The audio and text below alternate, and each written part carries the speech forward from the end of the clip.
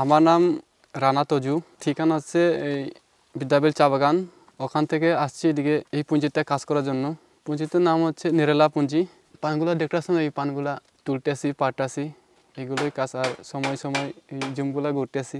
ও ভাই, আমি তো পাক্কা 14-15 বছর হয়ে যায় কাজ করতেছি। এখন তো লেখাপড়া আগে করতাম, অবশ্য লেখাপড়া বাদ দিয়ে এগুলো মানে কাজ করতেছি। এখন তো লেখাপড়া ছাড়া তো অন্যান্য কাজ তো করতে পারবো না, চাকরি টাকরি তো অন্যান্য লেখালেখিগুলা, তাই আমরা এইগুলা কাজ করতেছি আর কি। পাক্কা 200-300 হবে। ওই তো সকাল এই 10টা থেকে তুলতেছি, আর আবার ওই যে দুপুর 1টার দিকে নাস্তা খাইতেছি। ওই নাস্তা খাওয়ার পরে আবার তুলি, আবার তারপরে 3টা-3:30 পর্যন্ত তুলি আর কি। ওই যে একটা খাড়া আছে, মানে খাঁচা আছে, খাঁচাতে কলা পাতা দিয়ে বাইন্দা নিয়ে যায় আর কি। ওইগুলো নিয়ে মালিক আছে আমরা আর কি, তো মালিক আছে, মালিকের বাসায় নিয়ে যায় আর ওখানে ঢেলে আমরা চলে যাই আমাদের নিজ। ওইগুলো বিক্রি করা হইব, মানে যে আছে এটা কান্টা হিসাব গুছিয়ে করা হইব, তারপরে ওইগুলো বাইন্দা একটা কুড়ি হিসাব বেশি আর কি বিক্রি হয়। বলতে এখান থেকে তো পাইকার নিয়ে চলে যায় আর কি। জানুয়ারি মাস থেকে পুরা বছরেই পাওয়া যায় না। পাশাপাশি কাজ করি আমরা তো মনে করো দিন মজুরি পাই, বুঝছো না। তো আমরা তো মালিকের কাজ শেষ করে আবার যখন বাড়িতে যাই, তখন আমরা আরও পাহাড়ে বাস নেই, এই গাছগুলা নেই লাকড়ি জ্বালানোর জন্য। মূলত এখানে তো শুধু একটা পানেই, তাই খাসিয়া পান বলা হয় না। দিন তো আমাদের ভালোই চলে, আমরা তো দৈনিক এমনি তো 400 টাকা রোজ দিই মালিক আমাদেরকে। শুধু নির্ভর করি না কাজ দিয়ে আর কি। আমরা আরও বাড়িতে মনে করো গরু বাছুর দেখাশোনা করি, পালি, এদিকে মুরগ, আর বাড়িতে কিছু পান লাগানো হয়েছে, ওইগুলা দিয়েও চলি আর কি। आंनि बिमुं राना तजु, आंहा हिचा गामोन ओरैबा या निरला पुंजिचा ते हिचाइबा दाउ 10टानि कल बाजिउनि रुपमिङा खांगेताम बाजिउनि ते दिगेचिङा रुपमिङा न गामु কালে তুলি আমরা, আর বিকালে মনে করেন পাইকারা ইয়া পান কিনিয়া লইয়া যায় আর খাসিয়া আছে, বাঙালি আছে, গারো আছে, লেবার আছে। ওখন কিছু দাম আর মেঘের সিজনে কিছু অস্তা আর কি। অন্য কিছু করা লাগে, খালি ওটা দিতে হয় না। তো মনে করেন ও দোকান আছে, এরপরে ও ফিটা উটা বানাই ওটা আর কি। আমরা ঢাকা থেকে আসছি, আমরা এখানে আসছি ভ্যাকেশনে। আমরা উঠেছি গ্র্যান্ড সুলতান গলফ রিসর্টে। তো আমরা 2 দিন থাকলাম শ্রীমঙ্গলে। সে nice and beautiful environment whole the ইয়ার।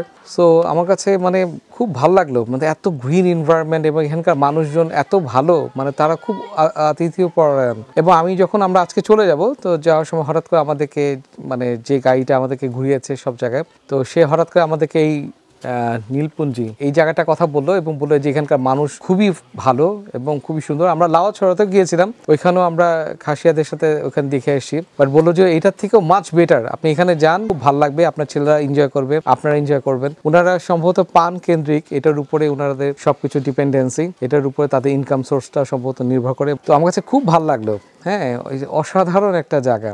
তো আসার সময় যে ফিনলে চা বাগানগুলো চারিদিকে, ইটস নাইস এনভায়রনমেন্ট এবং নাইস ভিউ। হ্যাঁ, সবারই আসা উচিত এই জায়গাটা এবং এখানকার সবার সাথে দেখা করা উচিত। খুব ভালো লাগলো, অসাধারণ লাগছে এই জায়গাটা এসে। এখানে মানুষজন প্রচন্ড সহজ সরল, তাদের মধ্যে কোনো জটিলতা নেই। আমাদের ঢাকা শহরে যেমন জটিলতা, বাট এরা খুব পরিশ্রমী, যেটা দেখে মনে হলো। তারা সবাই খুব সুন্দর করে আমাদের সাথে কথা বলেছে, এটা খুব মাইন্ড ব্লোয়িং। একটু ভয় লাগছিল যে ওনারা আমাদেরকে ওয়েলকাম করে কিনা। অনেক সময় থাকে না যে শুনি আসলে মানুষের মুখে তারা বেশি পছন্দ করে না আমরা এখানে আসি যে, বাট আমরা কিন্তু আসি তারা সুন্দর দেখে। আমরা সুন্দরের জন্য না, তারা সুন্দর তাদেরকে দেখতে আসি, এটাই হচ্ছে বড় কথা। এরিয়াটা অনেক সুন্দর, কারণ ওরা তো আসলে বইয়ে পড়ে, জাস্ট আমি ওদেরকে প্র্যাকটিক্যালি একটা এক্সপেরিয়েন্স দেওয়ার জন্য নিয়ে এসছি আমার ছেলেদেরকে, যে ওরা বইয়ে বিভিন্ন কিছু পড়ে আমাদের দেশকে নিয়ে, বাট ওরা কিন্তু দেখে না আসলে, ওরা জাস্ট পুঁথিগত বিদ্যা। এটা একটা হলো কি ওরা একটা এক্সপিরিয়েন্স গ্যাদার করে গেল, যেটা ওর জন্য অনেক প্লাস পয়েন্ট হবে ইন ফিউচারের জন্য। আমার গ্রাম হলো সিন্দুরখান ইউনিয়ন সারেরগঞ্জ গ্রাম, আর ব্যবসা বাণিজ্য হলো শ্রীমঙ্গল শহরে। নিরালা পুঞ্জিতে কিনে এই শ্রীমঙ্গলটা শহরে এটার কোনো রেট নাই, তবে বাজার অনুযায়ী তারা মূল কারণ হইলো ফান দিয়ে তারা মনে আয় উন্নতি সম্পূর্ণ, বাচ্চা কাচ্চার লেখাপড়া সম্পূর্ণ ওই ফান দিয়ে বেশিরভাগ। এখান থেকে ফান কিনা শ্রীমঙ্গল নিয়ে বিক্রি করি, শ্রীমঙ্গল থেকে চালানো দেই।